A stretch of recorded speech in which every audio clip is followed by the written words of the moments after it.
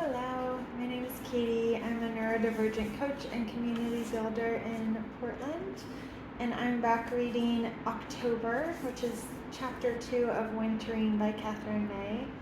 And I just wanted to share that there is an enormous flock of pigeons out my window that keeps landing on the ground, flying and swirling around, landing on the telephone wires and doing it all over again.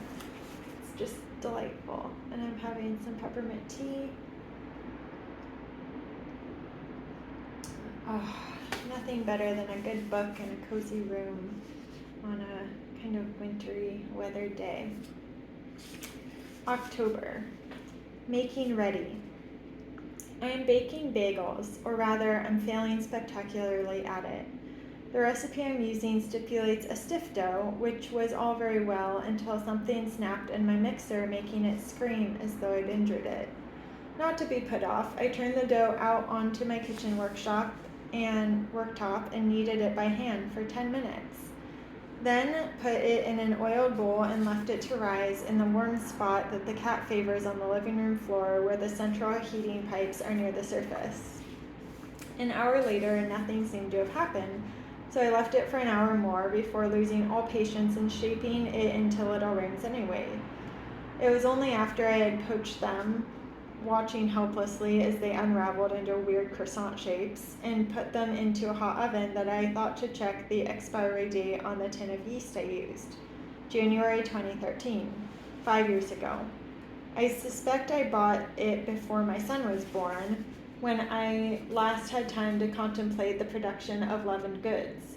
The bagels are unsurprisingly inedible. No matter, I am not baking because I'm hungry, I'm baking to keep my hands moving. Granted, the bagels weren't meant to be quite so hard, both in terms of texture and difficulty, but they have nevertheless filled a gaping hole in my day where work should have been, and making them has pushed back my darker thoughts, at least for a while. H is home and safe, and has even returned happily to his job. I am still at home, having rumbled along on high for years. My stress level has reached a kind of crescendo. I feel physically unable to go into work, and as though I'm connected to the house by a piece of elastic that pings me back indoors whenever I attempt my commute. It is more than a mere whim. It is an absolute bodily refusal. I've been pushing through this for a long time now, but something has finally snapped. Perhaps literally. While H was in the hospital, I began to notice a grumbling pain along the right-hand side of my abdomen, which I assumed to be sympathetic to his appendicitis. But then it carried on, and in fact seemed to get worse as he got better. I have been wincing at the lightest effort. A week ago, I found myself doubled over my university lectern, unable to think about anything except the pain I was in. I took the bus home, and I've pretty much stayed here ever since. I endured a squirming conversation with my GP in which I admitted that I've been studiously ignoring all the major signs of bowel cancer for about a year, and was referred for urgent tests and signed off sick. I can't help but feel that I let the stress run so far out of control that it has begun to eat away at me, that I should have asked for help sooner, but then stress is a shameful thing, a proclamation of my inability to cope. I am slightly pleased that I have pain to contend with rather than a more nebulous sense of my own overwhelm. It feels more concrete somehow. I can hide behind it and say, see, I'm not unable to manage my workload, I am legitimately ill. I now have hours and hours of open time to wonder about all these things, and my brain is too foggy to concentrate on much else. I've cooked a great deal since I've fallen ill. It's a nice small parcel of activity, but just enough for me to manage at the moment. It's not as though cooking is new to me. I have always been a cook, but in the last few years, cooking has been pushed out of my life, along with its accompanying pleasure of shopping for ingredients. Life has been busy, and in the general rush of things, these vital fragments of my identity have been squeezed out. I have missed them, but in a shrugging kind of way. What can you do when you're already doing everything? The problem with everything is that it ends up looking an awful lot like nothing, just one big, long haze of frantic activity, with all the meaning sheared away. Time has passed so quickly while I have been raising a child and writing books and working a full-time job that often sprawls into my weekends that I can't quite account for it. The preceding years are not a blank exactly, but they're certainly a blur, and one that's strangely devoid of meaning, except for a clawing sense of survival. Turning over the yeast tin in my hands, I'm struggling to construct an account of myself that gets me from there to here. I feel as though I've been falling down an impossibly long elevator shaft and have just landed at the bottom with a bump. It's spacious and echoing in here, and I'm still not quite sure how to get out. I'm trying to find my way back to something I recognize. In Tove Jansson's Moominland Midwinter, Moomin Troll accidentally wakes from hibernation too early. Accustomed to sleeping through winter, he is shocked to find the world shrouded in snow, his garden entirely unfamiliar. All the world has died while I slept, he thinks. It isn't made for Moomins. Feeling terribly lonely, he goes to the bedroom and pulls back his mother's quilt. "Wake up," he shouts. "All the world's got lost. His mother curls up on her bed mat and sleeps on. This is a mirror of my own winter, or how it seems to me. Everybody else is drowsing while I am wide awake and hounded by sharp fears. At these moments in life, you have to keep moving somehow. I take a slow, painful walk every day to the local shops to pick up a few ingredients. My fridge, until recently stuffed full of food that I ordered online and would never quite get around to eating, is currently empty. I'm buying only what I need. I'm ashamed of the waste that, until recently, I accepted as inevitable. But this is the difference that time makes. I can afford the short limp to the high street to see what's piled up in the greengrocer's shop that particular morning. If I run out of bread, I can buy some. The butcher can sell me exact quantities of meat, which I know I will use the same day. I no longer have to act out the cycle of freezing a packet of chicken, defrosting it a week later, then not having time to eat it, so throwing it away. This week, I braised a hot pot with lamb, carrots, and thyme, and discs of potato on top. I feel as though I'm cooking autumn into my house. I bought a box of delicately bloomed figs and cerise papers and ate them chopped on porridge on 3 successive mornings. I made a velvety soup from a pale green pumpkin and cured a fillet of salmon with salt, sugar, dill, and beetroot, giving it a bright red coat. As an afterthought, I pickled some ridge cucumbers to go with it. I had time. It was all possible and worthwhile. I've also been enjoying the good set of coloring pencils that I got for Bert, German ones called Lyra, like the Ragamuffin Heroine in Philip Pullman's His Dark Materials trilogy. They're densely pigmented and waxy, a far cry from the cheap ones we normally pick up without thinking, and they've changed the way he draws, making me want to join in. I've almost forgiven them for their eye-watering price. They've outlasted all the others by a country mile. I had no idea how much these quiet pleasures had retreated from my life while I was rushing around, and now I'm inviting them back in. Still rhythmic work with the hands, the kind of light concentration that allows you to dream, and the sense of kindness done in the process.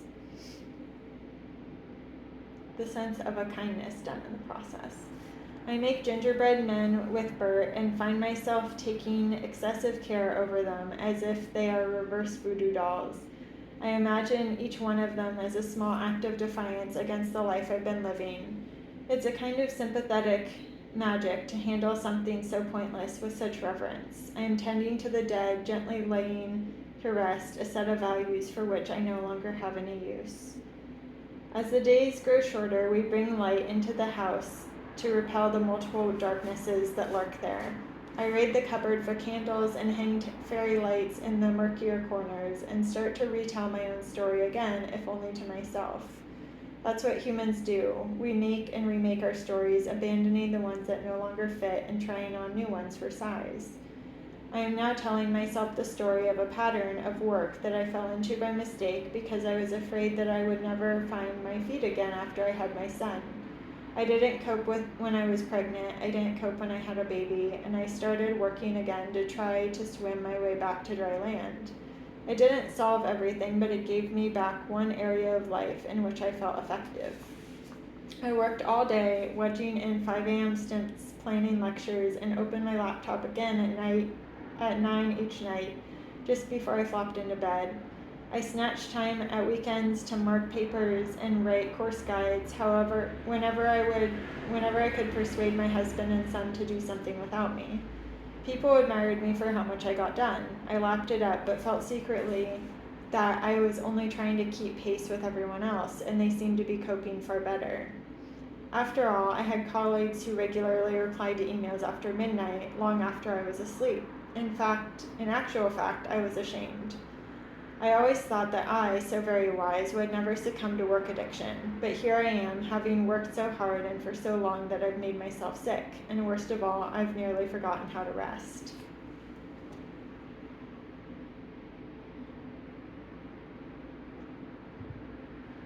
I'm tired inevitably, but it's more than that. I'm hollowed out. I'm touchy and irritable, constantly feeling like prey, believing that everything is urgent and that I can never do enough. And my house, my beloved home, has suffered a kind of entropy in which everything has slowly collapsed and broken and worn out, with detritus collecting on every surface and corner, and I have been helpless in the face of it. Since being signed off sick, I've been forced to lean back on the sofa and stare at the wreckage for hours at a time, wondering how the hell it got so bad. There's not a single soothing place left in the house where you can rest for a while without being reminded that something needs to be mended or cleaned. The windows are clouded with a dusty veil of 100 rainstorms. The varnish is wearing from the floorboards. The walls are dotted with nails that are missing their pictures or holes that should be filled and painted over. Even the television hangs at a drunken angle. When I stand on a chair and empty the top shelf in the wardrobe, I find that I've meant to replace the bedroom curtains at least 3 times in the last few years, and every bundle of fabric I've bought has ended up folded neatly and stowed away, entirely forgotten. That I'm noticing these things only now that I'm physically unable to remedy them feels like the kind of exquisite torture devised by vengeful Greek gods. But here it is, my winter. It's an open invitation to transition into a more sustainable life and to wrest back control over the chaos I've created. It's a moment when I have to step into solitude and contemplation. It's also a moment when I have to walk away from old alliances, to let the strings of some friendships fall loose, if only for a while. It's a path I've walked over and over again in my life. I have learned the skill set of wintering the hard way. If I didn't see my winter coming, then at least I have caught it in the early stages. I am just a little lost, that's all, just a little clouded over like my windows. I'm determined to go into it consciously, to make it a kind of practice in understanding myself better. I want to avoid making the same mistakes again. I'm almost wondering whether there could be a pleasure in it somewhere, if only I'm well enough prepared. I can feel the downturn coming. I know that baking and soup making can't sustain me forever. It will get worse than this, darker, leaner, lonelier. I want to lay down a bed of straw beneath me to cushion the blow when it comes. I want to make everything ready. A windfall of quinces arrives in a carrier bag sent by a friend who says her tree has cropped this year like never before. I'm not sure when these things are set in motion, whether we had a particularly fertile spring or a summer that maintained exactly the right balance of wet and dry, but my own green gage tree has been abundant too for the first time in 9 years since we planted it. Out on the path along the seafront, the brambles are laden with blackberries, and the hedgerows are dotted with bright red rose hips like Chinese lanterns. The summer scatters gifts in its death throes. My mother is a habitual preserver, and I've inherited a little of that instinct too. We used to descend on my aunt's garden once a year to raid damsons, bramleys cooking apples, plums, and mulberries. We women all chattering together, our fingers stained with juice. The spoils would be converted into jams and apple chutneys in my grandma's wide-mouthed preserving pan, which I still own. My granddad pickled his homegrown shallots, and my mom made jars of bright yellow piccalilli and cerise red cabbage. These would all be saved until Christmas, when they would be decanted into bowls for Boxing Day lunch.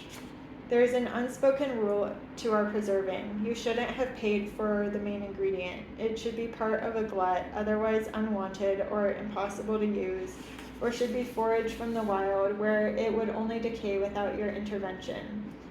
You don't have to look back many generations to see how this was an essential supplement to scarce fresh produce in winter months, although today it's perhaps more of an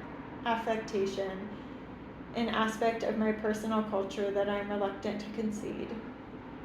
I knock out the occasional jar of chutney, although I rarely have the time for all that chopping and stirring, the sterilizing of jars, and I have no love for the offensive smell of vinegar and raw onion that lingers in the house for days afterward. No, my urge to preserve takes a far less practical guise. For a start, I tend to preserve only things that I'm curious about, just to see what happens. This year, I have pickled a Japanese daikon radish, which I found reduced to 10 pence at the supermarket and couldn't resist, a minuscule crop of cucamelons that clung to life unwatered in a pot on my patio, and a couple of handfuls of marsh samphire gathered on a walk in a kind of desperate, excited frenzy. I have no use for any of these things and am likely to watch them all turn slowly gray in their jars before I throw them out. I mainly seem to want to pickle unappetizing things. I recently found myself gazing hungrily at a recipe for pickling ash keys, the woody seeds of the tree that overhangs my garden. Worse, my favorite preserving medium is alcohol. I have a habit of spending a small fortune on industrial quantities of gin in which to douse windfalls of damsons, elderberries, or sloes. The fruit may be free, but the result is an ill-concealed extravagance. Particularly seeing as I don't have much of a sweet tooth, I now have an archive of sloe gin going back several years in my wine rack under the stairs. I swear I'll remember to foist it upon visitors at some point. I consider making a liquor of the quinces, but I decide on balance to turn them into membrillo instead, that dense Spanish jelly that sings with pork and manchego cheese. I pare off their knobby yellow skins, dice the pinkish flesh, and boil them down into a thick burgundy paste, which spits bad-temperedly as it simmers, threatening to scald my arms. When it's set, I slice it and take a parcel of it to my friend Hannah Mullen and Scott, hoping she'll be impressed. Hannah is Finnish and another innate pickler. She is intimate with winter. It's in her blood. She rarely misses an opportunity to contrast her Nordic hardiness with our pitiable English frailty. I tell her about my desire to prepare for wintering. My mother has a word for what you're doing, she says. Talvitalat. Hope I said that right. Talvitalat. It doesn't quite have an English equivalent, but it roughly translates to being stowed away for winter. We used to use it when we put all the summer clothes away and got the winter ones out. It was always a good moment to see them again, like having new clothes twice a year. Do you actually do it like that, I say? I mean, you don't just throw on an extra jumper over your normal clothes? No, says Hannah. You can't do that in Finland. The winter arrives very suddenly and you don't mess with it. You need a completely different wardrobe. You can't just make do. You see people over here acting like winter isn't happening, like those men who wear shorts through December as if they're trying to impress someone. Or the girls who go to nightclubs in bare legs and no coat, I say. Right, says Hannah. All they're proving is that it doesn't get very cold in England. I'd like to see them try that shit in Finland. Hannah is from Liminka, where the average temperature is 2 degrees Celsius. In July, it can soar toward 30 degrees Celsius, but nearly half the year is spent below zero, getting down to negative 10 degrees in January. You have to be ready for that sort of winter. When do you start preparing? August, she says without blinking. August? More like July, actually. You have to get everything done before it starts getting cold. After that, you might not be able to go anywhere. What on earth can you do that early? Well, she says, you make sure that any repairs are done to the house because snow will only make it worse. No leaks in the roof, that sort of thing. Like the pipes, I say. Our pipes are underground. Insulation would be useless in Finland. Oh, I say, right. I'm getting the sense that I won't last out September, let alone make it to February.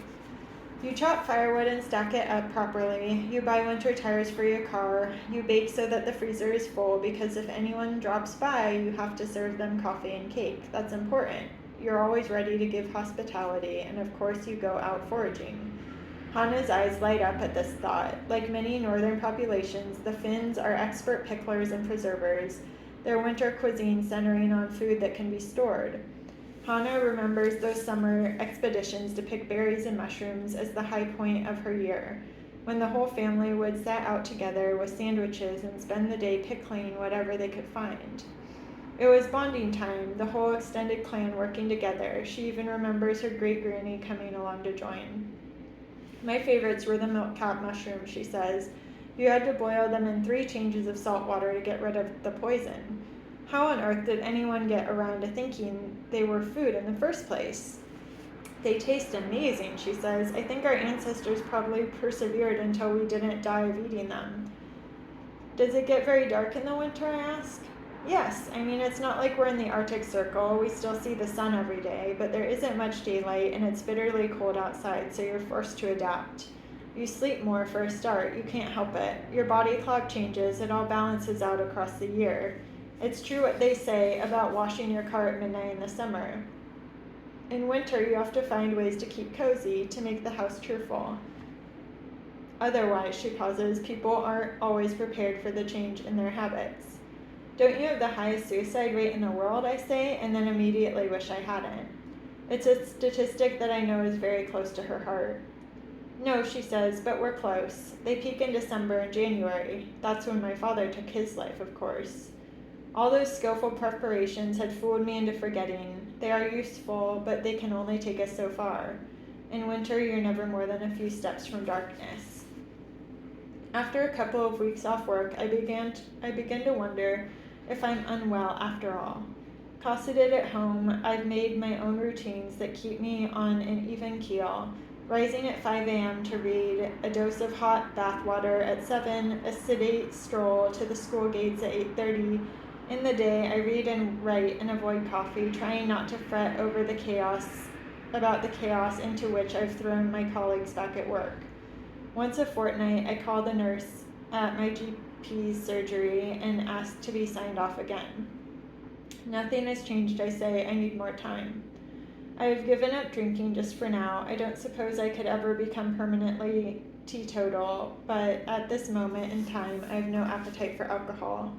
I suppose I'm concerned that it will further mutate whatever is in my abdomen. But I'm also uncomfortably aware of the number of times I've reached for it in the past few years as a way of snuffing out the relentless days that left me feeling battered. Anxiety lurked in my body like groundwater, and every now and then it would rain and the level would rise up into my throat, surging into my sinuses, banking out behind my eyes. The best part of a bottle of wine, or better still, 3 large dirty martinis, would quell it for a while. I feel like pouring a drink would put a full stop on my day. After that point, I was voluntarily incapable. I couldn't be expected to make any more sensible decisions or to reply to emails with unnecessary delicacy. I was scuppering myself. Now my evenings have the consolation of mugs of emerald green tea made with fresh mint. It's not so bad, but the time seems to stretch, and I'm finding myself in bed by 9, perhaps earlier if I can get away with it. It's a profoundly unsociable way of living, but it gives me those clear-headed early mornings in the inky dark when I light candles around the house and relish 2 straight hours when nobody can make any demands on me.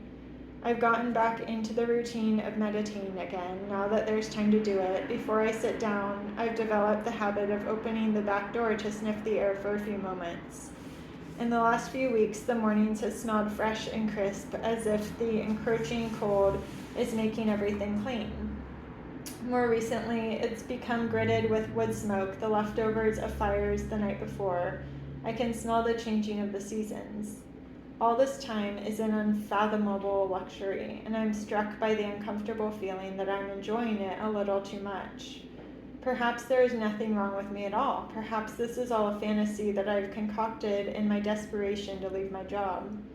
I know that I would certainly be making more of a heroic show of concern for my abandoned post were I not mentally already out the door. In 2016, Oxford Dictionaries named hygge the word of the year. The meaning of this Danish term is now well known. It represents coziness as a kind of mindful practice, a turning toward domesticated comfort to console us against the harshness of the world outside. I am currently burrowing into a hygge life, full of candles, tea, and judicious quantities of cake, warm jumpers, chunky socks, plenty of time snuggling alone by a lit fire. I wonder if I'm perhaps a little too beguiled by this, whether my sense of malaise is actually a lifestyle choice, an urge toward homely perfection to soothe the turmoil that until recently has lurked into my life. But then I take a short walk to the seafront, and soon the pain comes back. Before it even begins, I notice that I am not quite steady on my feet, listing over slightly sideways in an effort to protect my gut from feeling the full force of my footsteps.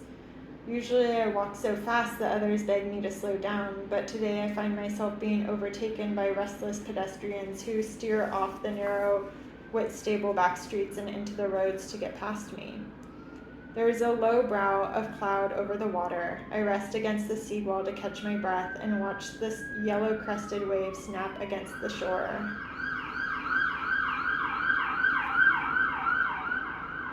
At that moment, a text arrives from a colleague, and the sight of her name whirls me into panic. Has someone spotted me out here? Can I justify taking a walk when everyone else is doubling up to cover my job? I think about how I will explain that every step hurts, that I need to build up my strength again. I open the message. She is only asking gently how I am and whether I can point her to the location of a file. I realize suddenly how this season of illness has rearranged my mind into a library of paranoia. I am afraid of being doubted, and I'm afraid of being found out. I'm wondering what all those other people whom I used to see every day are thinking of me. Are they gossiping, or has some moribund discretion fallen over my name? I'm not sure which is worse. I'm feeling the full force of the guilt of being unable to keep up, of having now fallen so far behind that I can't imagine a way back in. That grinding mix of grief, exhaustion, lost will, lost hope. My only tenable position is to retreat into a dignified silence, but that's not what I want at all. I want to give an account of myself, force everyone else to understand. Most of all, I want to disappear. I'm almost desperate to find a way to absent myself easily from a situation, like cutting around my outline with a craft knife and cleanly excising myself from the record. But that, I know, would only leave a human-shaped hole. I imagine everybody gazing into the space where I ought to be. There is a noise overhead, and the air fills with starlings, all taking flight at once from the surrounding rooftops, a murmuration. There must be 100 or more of them silhouetted against the white sky. They disperse over the houses, then join together over the beach as if linked by invisible bonds. Passing me again, they make a loud whisper, the amplified wing beat of so many birds finding a common purpose, a soft, determined boom. I have used up all my energy just to see this, and it was worth it. How could I ever justify that to the outside world? How could I ever admit that I chose the muffled roar of starlings over the noisy demands of the workplace? I go home and sleep off the pathetic exertions of my morning. Okay. I'm going to pause there. There's another section in October called Hot Water, but we're going to stop there for now, and I will come back and read more of this another day. I hope you have a good rest of your day and are enjoying Wintering by Katherine May, and I will talk to you again soon. Bye.